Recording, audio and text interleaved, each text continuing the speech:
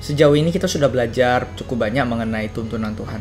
Tapi ada satu pertanyaan yang kita perlu mengerti, yaitu apakah Tuhan menuntun secara spesifik dalam hidup kita 24 jam sehari, 7 hari seminggu.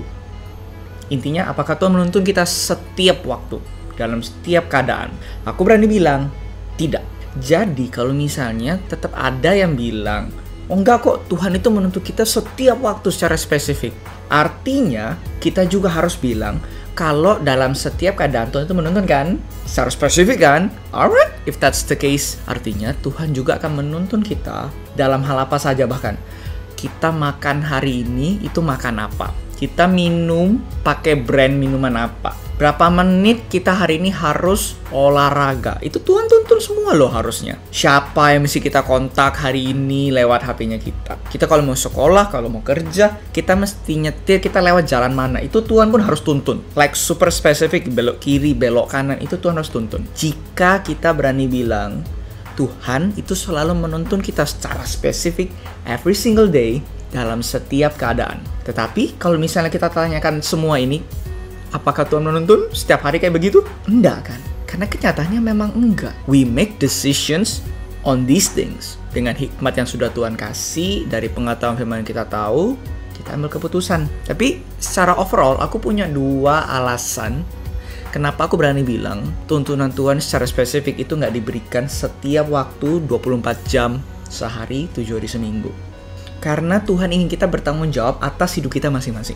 Wahyu 20 ayat 12-13. Dan aku melihat orang-orang mati, besar dan kecil, berdiri depan tahta itu. Ini pengadilan tahta putih ya basically ya.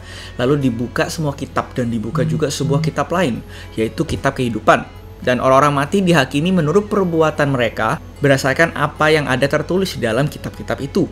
Maka laut menyerahkan orang-orang mati yang ada di dalamnya, dan maut dan kerajaan maut menyerahkan orang-orang mati yang ada di dalamnya, dan mereka dihakimi masing-masing menurut perbuatannya. Jadi basically setiap kita akan berdiri di depan Tuhan dan kita akan dihakimi menurut perbuatan kita, kata firman Tuhan. Kita baca lagi. 2 Korintus 5 ayat 10.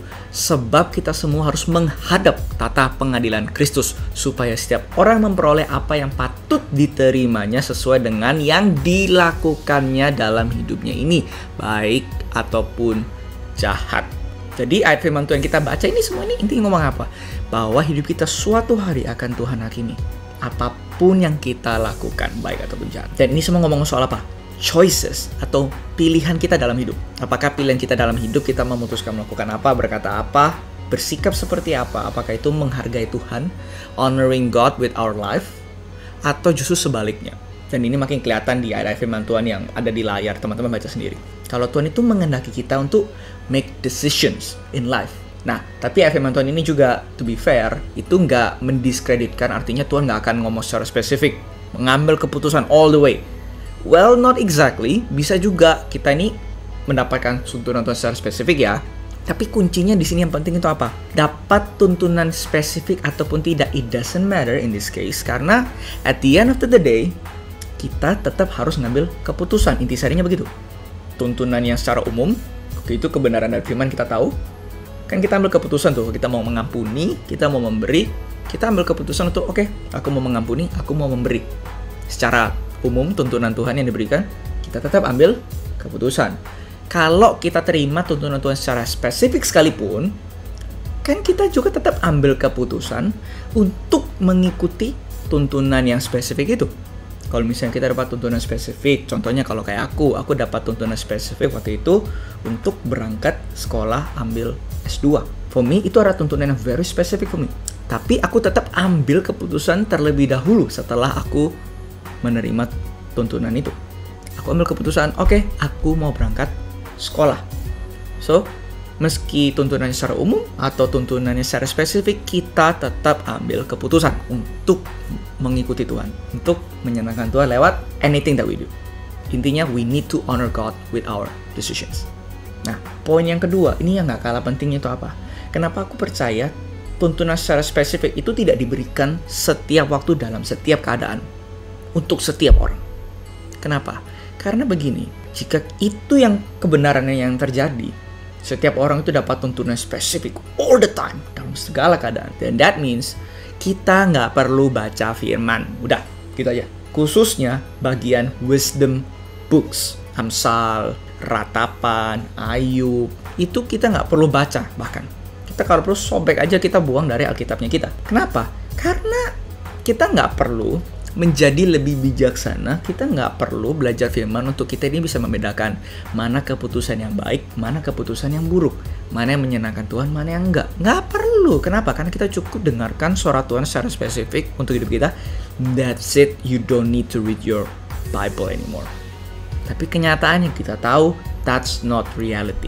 Makanya kemudian dibilang, suara Tuhan secara spesifik itu tidak diberikan setiap waktu, pada setiap orang, dalam setiap keadaan. Therefore, we need to know our Bible.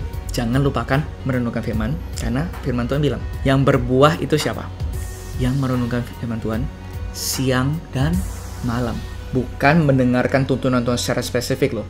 Yang berbuah pada musimnya itu bukan loh. Tapi yang merenungkan firman Tuhan siang dan malam. Ini implikasinya apa bagi kita? Khususnya, aku dari golongan karismatik. This is what it means. Guys, jangan jadi orang Kristen yang aneh. Don't be a weird Christian.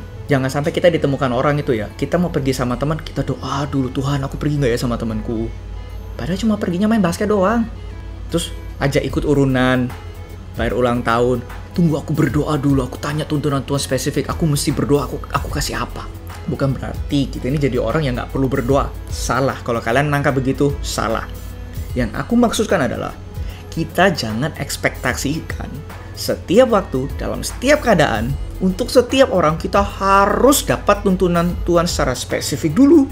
Belok kiri, belok kanan, ambil orang ini sebagai pasangan hidup atau enggak. Kita tunggu itu dulu, baru kita melangkah. Kalau kita orang Kristen seperti itu, kita salah besar. It means kita adalah anak Tuhan yang tidak dewasa.